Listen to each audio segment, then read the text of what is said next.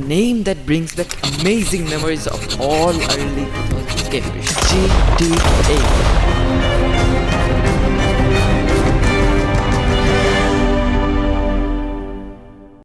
Here, a game comes out, it changes the way we perceive games in general,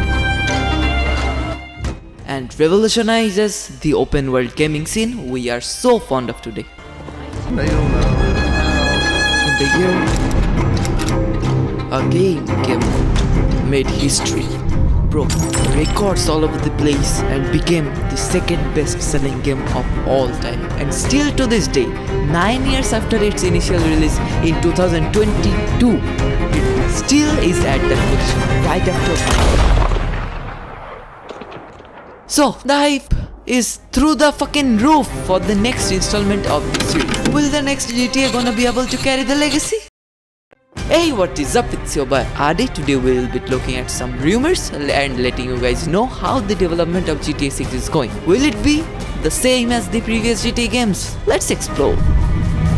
A continuously running aspect of Grand Theft Auto 6 rumors and supposed leaks concern a Project Americas, which has been mentioned for years at this point in time. Project Americas was first mentioned as far back as 2018, with several self-titled leakers claiming that this was the working title for Grand Theft Auto 6. At its essence, the rumor around Project Americas encapsulates the entirety of Grand Theft Auto 6. However, one of the reasons the next installment in the franchise has that purposed codename has quite a bit to do with the size of the game's map. The game's map isn't the only part of this new round of rumors though. The leaks that first started circulating around the web have also included information about what the story— What did you just fucking say to me? Grand Theft Auto 6 is going to be, as well as what the time period players can expect to spend their time. The big question now is whether or not the rumors of Project America starting back up again mean it's actually going to happen. Aptly named Project America suggested that Grand Theft Auto 6 is set to take place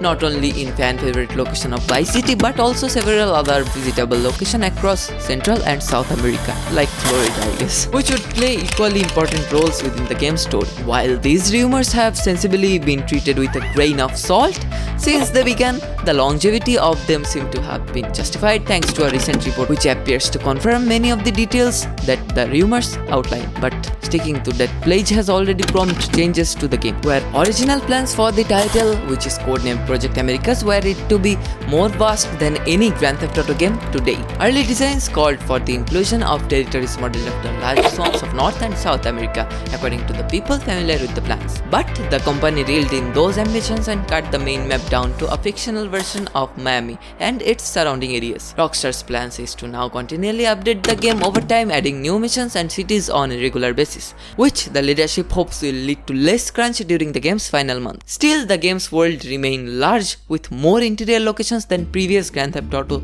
games, impacting the timeline. That means gradual changes to the map according to where you are in the timeline of single player. So that means gradual changes will occur like RDR2 according to where and when you are playing the game, just like shown in the screen in RDR2. Story and Protagonist. Rockstar's next game, Grand Theft Auto 6, will include a playable female protagonist for the first time. Not actually first time, cause GTA 1 included a female character. For your kind information, mister, who is Latina. The GTA 6's main character will be one of a pair of the leading characters in a story influenced by the bank robbers, Bonnie and Clyde, the people said. Developers are also being cautious not to punch down by making jokes about marginalized groups, in contrast to previous games. These are not all official information, these are just rumors floating in the web. The sources are really reliable cause it's Jason Schreier, my man. That man doesn't give fake news, at least as far as I know. So, as we can see, the changes in Rockstar's mindset is quite visible if all these are true. Cops and Crooks.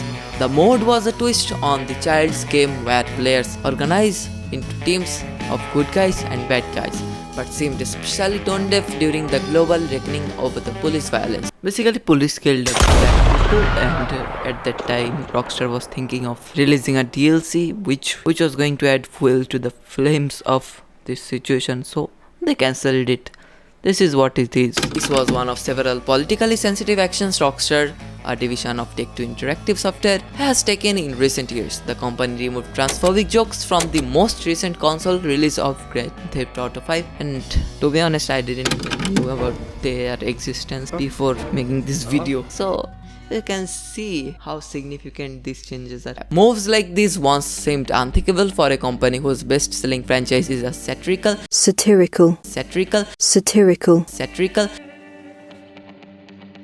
deception of America that involves playing gangsters who kill civilians and where women are mostly depicted as sex objects. Guessed it, people. See, nutty.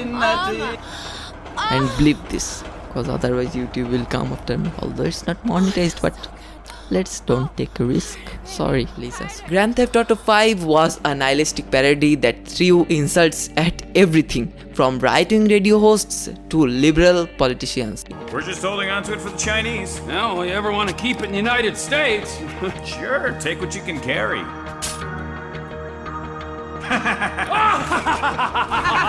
Inside the company, the tone wasn't much different. Changes made in the team. The studio was built on a culture of 7 days work weeks, said Jamie King, a founder who left after 8 years, but he said that sort of culture is unsuitable. Games like Red Dead Redemption and Max Payne 3 required what some employees referred to as death marches, months of mandatory 14-hour days, and weekends that took a toll on employees' lives, mental health, and sometimes marriages. In October 2018, shortly before the release of Red Dead Redemption 2, Dan Houser, one of Rockstar's founders, said his team had been working 100 hours a week to finish the game. The comments, which Houser later walked back, were the tipping point for many employees. Similar complaints have rippled through the industry in recent years. Game developers working at Activision Blizzard, Riot Games, and Ubisoft Entertainment have all criticized their employers for issues ranging from sexual discrimination to overwork. Activision Blizzard is being sued by the state of California over allegations of sexual harassments and discrimination. While those companies have acknowledged their issues and vowed to change, none has done as much in response to worker revolt as Rockstar, according to people across the company. The transformation of Rockstar includes scheduling, converting contractors to full-time employees, and the outer of several managers that employees saw as abusive or difficult to work. When the pandemic started, workers received care packages, cloth masks, surprise bonuses. During the protests over the death of George Floyd, a black man who was murdered by police officers, the company said it would match donations to Black Lives Matter charities. Employees have been given new mental health and leave benefits. A new policy called Flex Time allows staff to immediately take time off for every extra hour they work. And for the past 4 years, management has promised that excessive overtime won't be required for Grand Theft Auto 6, one of the most highly anticipated games by fans and investors on the planet. And the last one. Release date.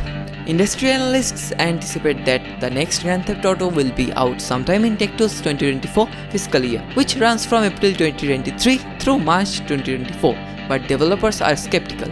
The game has been in development in some form since 2014, although there are loose schedules in place. People interviewed for this article said that they didn't know any firm release date and they expect the game to be at least 2 years away.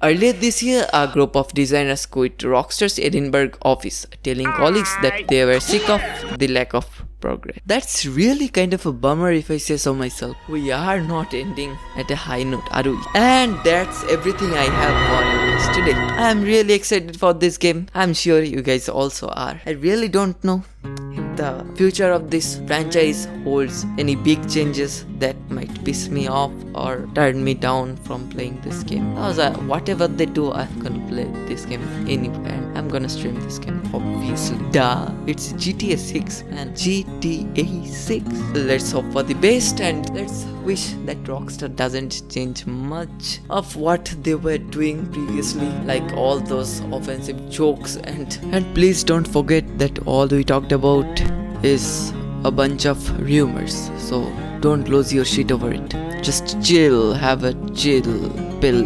Why my voice is shaking? while talking about chilling?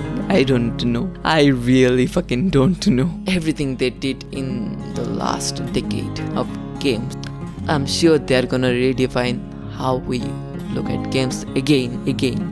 I'm at least 90% sure of it, because nothing surprises me anymore. You can check out this video for more information, and sayonara. Have a good day.